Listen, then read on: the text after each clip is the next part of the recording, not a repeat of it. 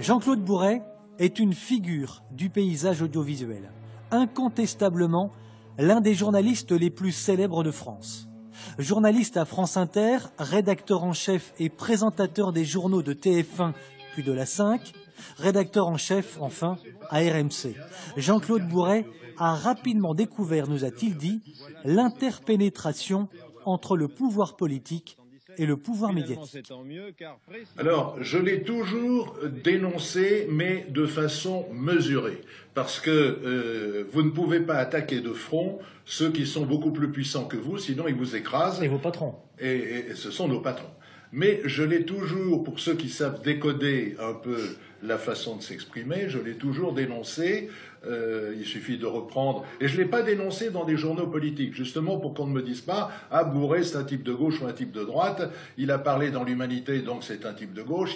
Il a parlé dans le Figaro, donc c'est un type de droite. » Je l'ai dénoncé dans des journaux comme Téléstar, Télé 7 jours. Ça m'a valu d'ailleurs de perdre le journal de 20 h sur TF1 au moment où il y a eu la grande manifestation en faveur de l'école libre, parce que j'avais fait mon métier de journaliste. Et malgré tout le système qui avait été mis en place par la gauche à l'époque, c'est-à-dire qui tenait l'agence France Presse, ils avaient nommé les directeurs de l'information de toutes les grandes chaînes de télévision, mais moi, je suis passé par-dessus eux. J'ai demandé directement au ministère de l'Intérieur et au service de presse combien il y avait de manifestants.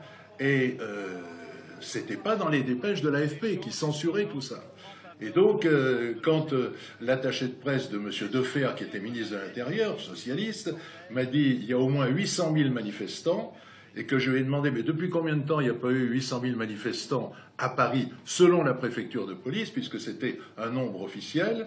Elle m'a dit, un quart d'heure après, depuis la Libération. Et j'ai commencé le journal de 20 h un dimanche soir en disant « Paris a vécu aujourd'hui sa plus grande manifestation depuis la Libération ».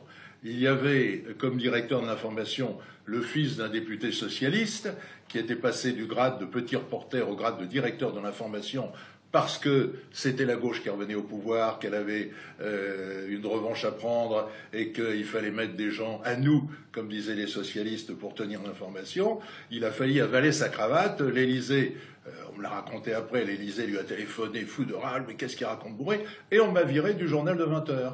Et on m'a mis à la création de la télévision du matin sur TF1. Bonjour la France, bonjour l'Europe. Voilà comment se fait la démocratie et l'objectivité de la télévision en France.